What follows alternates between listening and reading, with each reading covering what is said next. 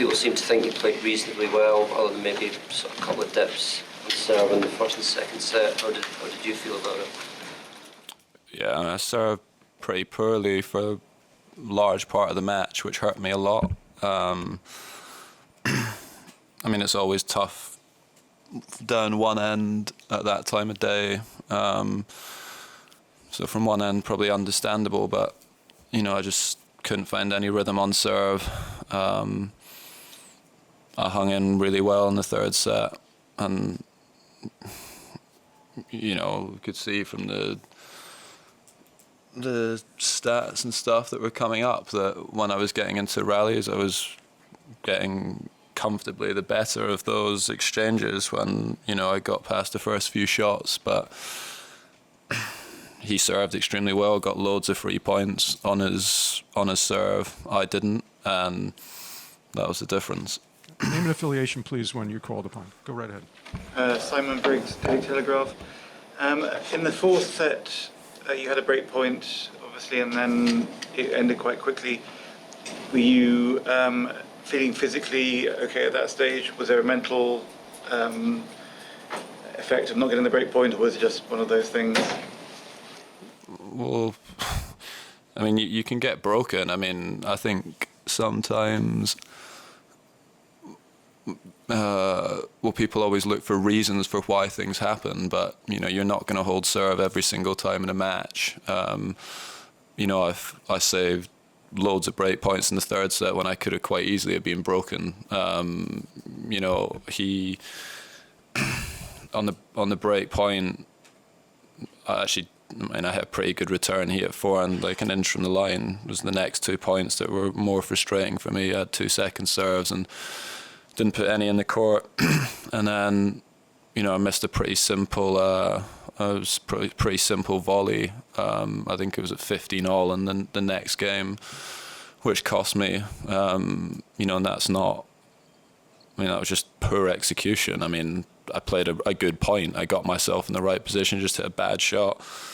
And then that was it. But I'd say probably the worst game for me was after I got the break at the beginning of the set and served with new balls and got broken to love. I didn't play a good game there, and obviously had all the momentum with me. Had I got through that game, maybe that changes things, but I didn't play a good game. And, you know, I've not been in loads of those matches recently, and, you know, maybe that showed a little bit in those moments. But I mean, I'm surprised that I was able to compete as well as I did with someone that's as good as him with, you know, the situation that I'm in. I thought physically I did well. You know, considering coming in, I wasn't feeling great, but physically I did well in all the matches, which was good. Okay. Matt? Just a quick question. You said that Matt Futterman from the New York Times.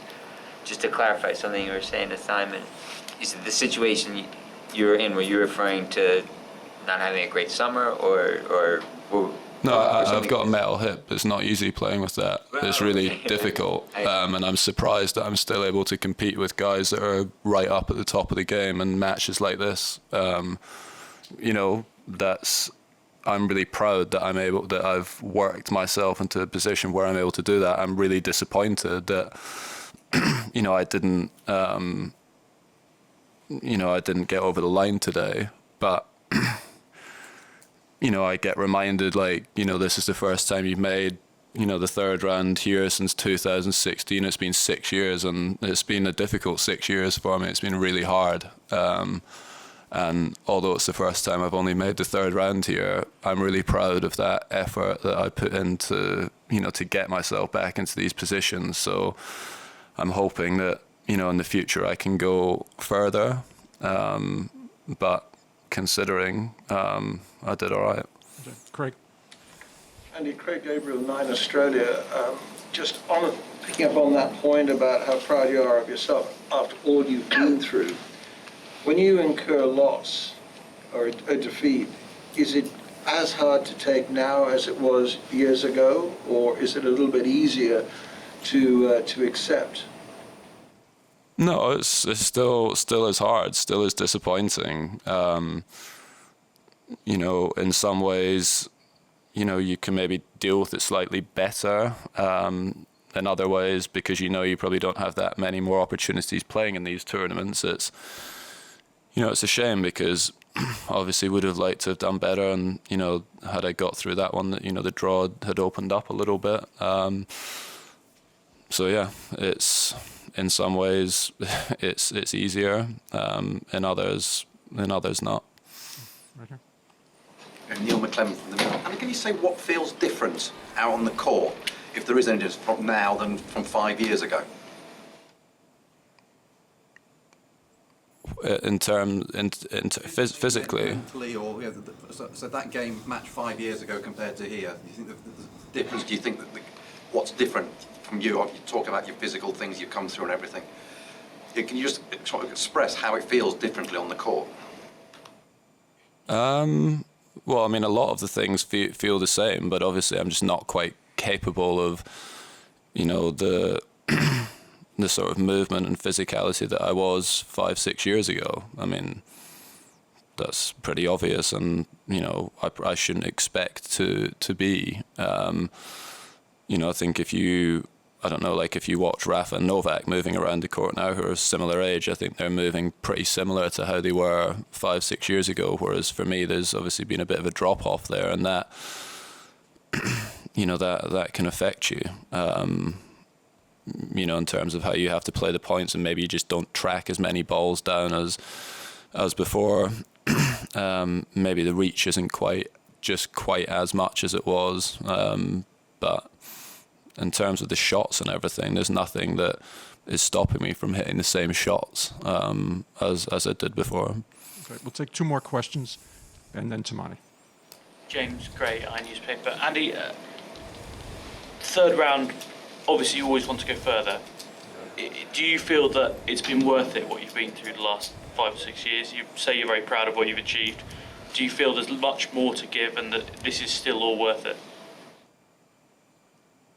Yeah, I mean, like I said, would want to be doing better, but I'm still right there with, you know, guys that are, you know, in the last couple of weeks I didn't win the matches, obviously against Cam and against Berrettini, but it was pretty close, and I think I'm improving this year. You know, my rankings, I don't even know what I was at the beginning of the year, but I'm now around 40-ish in the world, and still going higher, and I want to push and see how far I can go, you know, and that will be motivational for me and interesting to see, because lots of people told me I wouldn't be able to play again, and lots of people said that, yeah, I wouldn't be able to, you know, I'd be able to hit tennis balls but not compete professionally again. So that was nonsense, and I want to see how close I can get back to the top of the game, and yeah, that's what the motivation is. Okay, Tamani, final question.